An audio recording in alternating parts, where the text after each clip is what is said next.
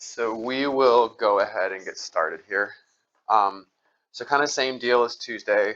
I I don't have any spaces in the lecture where I've intentionally broken to let y'all work on the activity.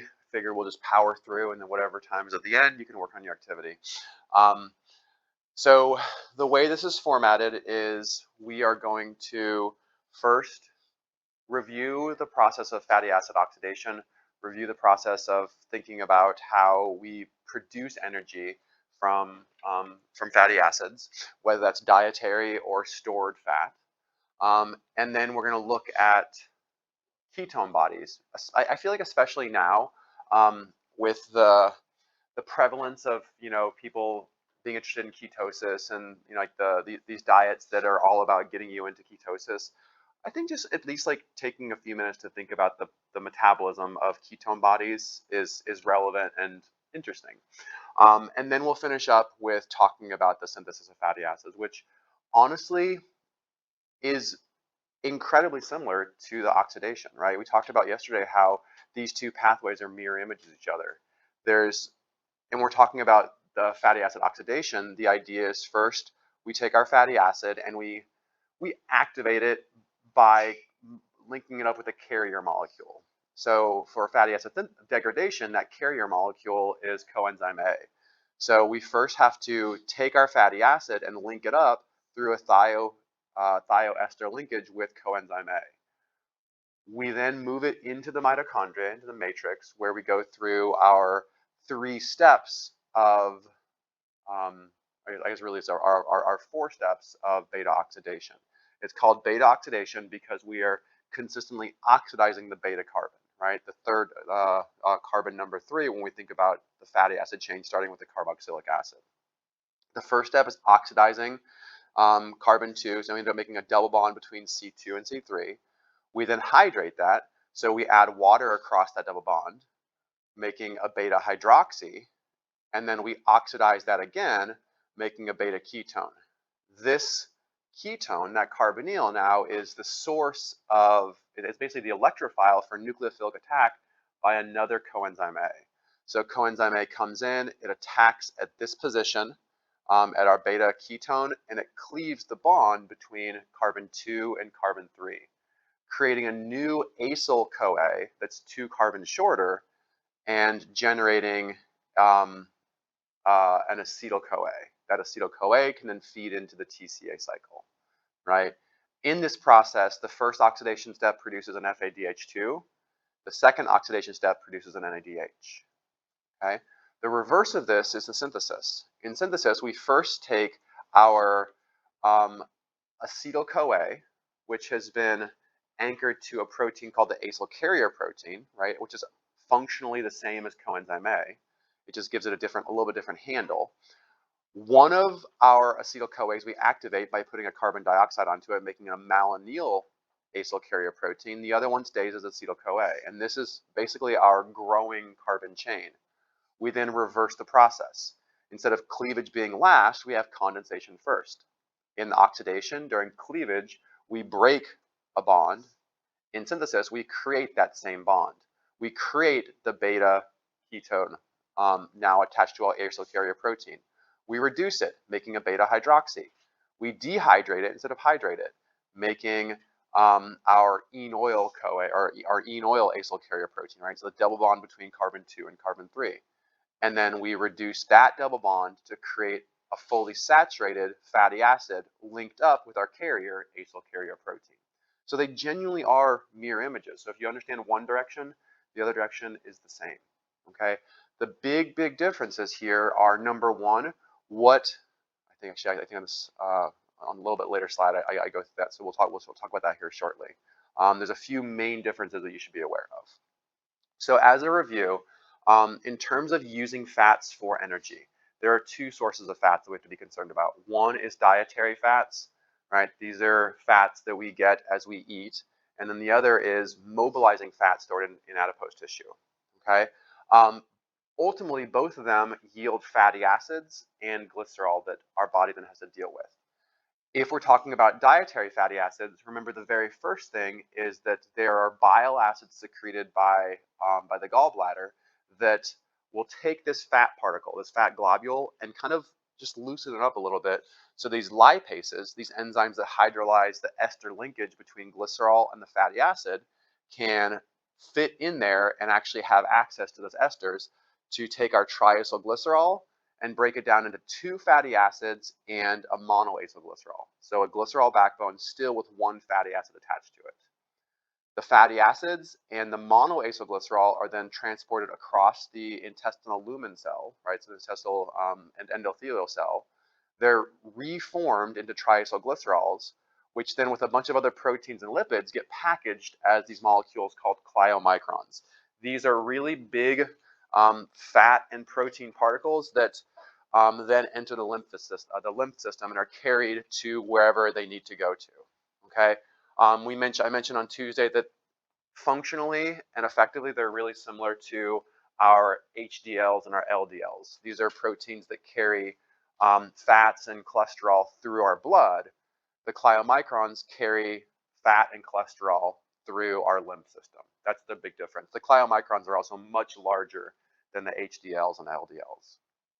Okay. Um, in a somewhat similar manner, we need to mobilize fatty acids from adipose tissue to serve as energy. And hopefully it makes sense that this process is going to be highly regulated by hormones, right? So we store fat because we want to store energy. So we don't want to mobilize that energy unless our body actually needs it, right? So there needs to be a signal from the body saying mobilize this energy. The two hormones that do this are going to be, I mean, there's two of them. What are they? What are the two hormones that say give me energy? Epinephrine, right? That's the fight or flight hormone. That's secreted by the adrenal gland. And what's the other one? Glucagon, yeah. So glucagon is the one that says we have really low blood sugar. Let's create energy for other tissues. So both of those hormones are recognized by this 7-TM receptor. It's a G protein coupled receptor that ultimately activates our adenylate cyclase, creating cyclic AMP, the secondary messenger, which activates protein kinase A. Protein kinase A is that promiscuous kinase that will phosphorylate lots of things. And in adipose tissue, at least for this purpose, the two things that are most relevant that it phosphorylates are an enzyme known as perilipin and an enzyme known as HS lipase. Perilipin, when phosphorylated, will then activate this enzyme ATGL. This is adipose tissue adipose triglyceride lipase. So this is the first lipase that takes our triacylglyceride and removes the first fatty acid from it, releasing one fatty acid and a diacylglycerol. Okay? The diacylglyceride is then the substrate for the second lipase that was activated by protein kinase A. This is HS lipase. It's activated, it will recognize diacylglycerol, will release our second fatty acid, creating a monoacylglycerol. The third lipase, which recognizes the monoacylglycerol, doesn't need to be activated. It will recognize MAG and immediately convert it to glycerol and then the third 3-fatty acid. These 3 fatty acids and glycerol are then sent into the blood. The glycerol is always sent to the liver to be processed. It can enter gluconeogenesis, creating glucose. And the fatty acids can either be sent to the liver or to other tissues that need energy. Okay? So that's kind of summarized here, right? So the fat cell releases fatty acids and glycerol. The glycerol always goes to the liver cell where we can go through glycolysis to make pyruvate to make energy. We can go through gluconeogenesis to make glucose if we need glucose for some reason. For example, sending glucose out into the blood to feed the brain or heart tissues. Fatty acids can go to the liver or other tissues where ultimately they're going to get oxidized through beta oxidation to make more energy through the TCA cycle. Okay, glycerol metabolism is fairly straightforward. It's a 3-carbon almost sugar that first gets phosphorylated, then gets oxidized, and we end up with dihydroxyacetone phosphate, one of our intermediates of glycolysis. So then DHAP can be converted to GAP if we need it to. it can then proceed the rest of the way through glycolysis, or another equivalent of glycerol can create DHAP, and we can then proceed through gluconeogenesis to make glucose, whatever the cell needs. The point is that glycerol gets converted to one of these two glycolytic intermediates, and then whatever the cell needs, it can do. Our fatty acids ultimately have to be moved into the matrix of the mitochondria to be oxidized to produce energy. The first step always, once they enter the cell, is they have to get modified with coenzyme A. This process goes through this acyl adenylate intermediate, right? This is the high energy activated form of our fatty acid that can then be linked up with coenzyme A. Okay, we talked about the most important aspect of this is that the ATP gets hydrolyzed to AMP, not ADP. For this reason, it's most correct to say that this activation step costs 2 ATPs, because to regenerate ATP from AMP, it requires 2 ATPs, right? So it's most correct to say this is a 2 ATP consuming step, although we only directly consume 1 ATP. Once activated, once linked up with our carrier molecule, we then go through this carnitine translocase mechanism where we first add carnitine. So basically we swap carnitine with coenzyme A, and we make this acyl carnitine. Fatty acid attached to this molecule called carnitine instead of being attached to coenzyme A. The point of this is that this is then a substrate for this carnitine translocase, which can take our acyl carnitine molecule and move it into the matrix of the mitochondria. The carnitine is then removed and replaced with coenzyme A, and we end up with an acyl-CoA that can then enter into our beta oxidation. It can enter into the rest of the catabolism. Okay? This process we've already talked about, it's oxidation, hydration, oxidation, thiolysis. Okay? There's a mistake here. So the number of acetyl-CoA produced is going to be however many carbons there are divided by 2. Right? This shouldn't be -1 there, so we'll just scribble this off. Okay, so X being the number of carbons in the chain, divided by 2 is the number of acetyl-CoAs that we produce. And those acetyl-CoAs are in the matrix, so they can enter directly into the TCA cycle. If we're using a 2.5 and 1.5 PO ratio for NADH and FADH2 respectively, then the TCA cycle yields 10 ATPs per acetyl-CoA. That's assuming 2.5 and 1.5 PO ratios. Okay? Since the last round of beta oxidation yields 2 acetyl-CoAs, then we only need X over 2 minus 1 rounds of beta oxidation.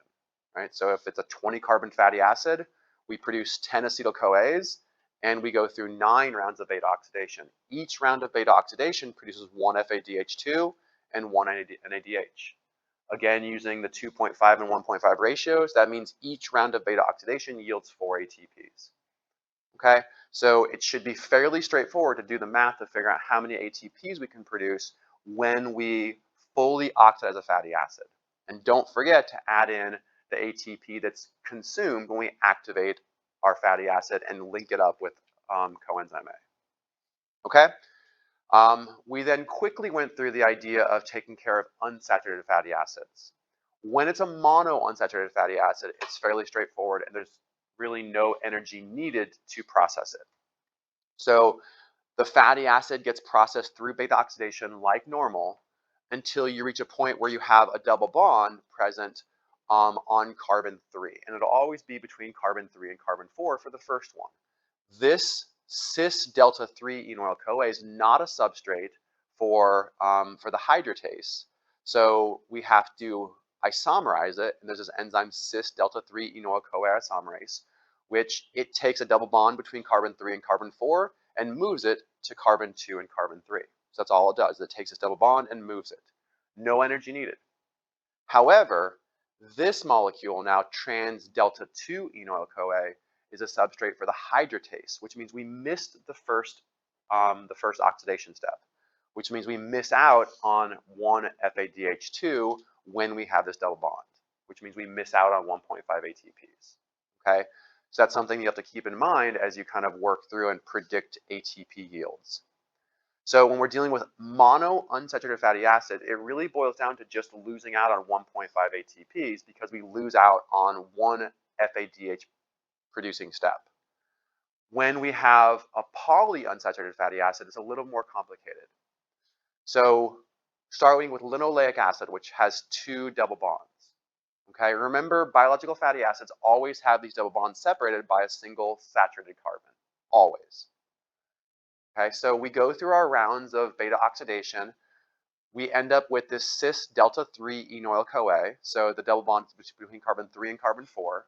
We know it's a problem, but we've already seen that we can deal with that using this delta 3 isomerase. So this double bond gets moved from carbon 3 to carbon 2, and now this is a substrate for our hydratase. So we go through another round of beta oxidation, or finish this round, and so these black carbons here, these are released as acetyl-CoA, and we end up with a fatty acid that still has another double bond, the pink one here, and it's positioned between carbon 4 and carbon 5.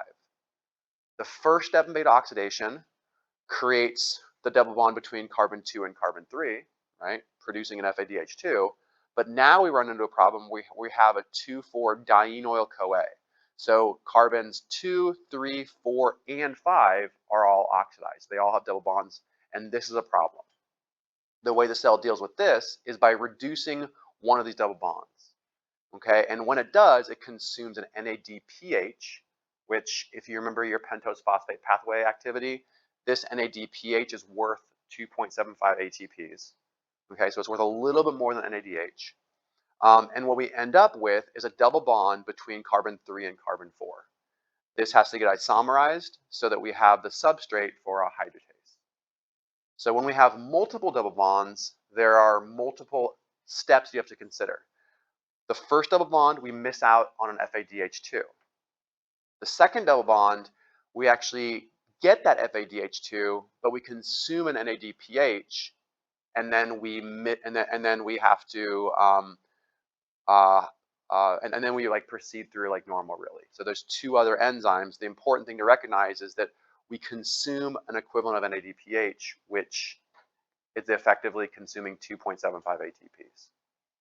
Okay, so that is a review from Tuesday. Do y'all have any questions about this?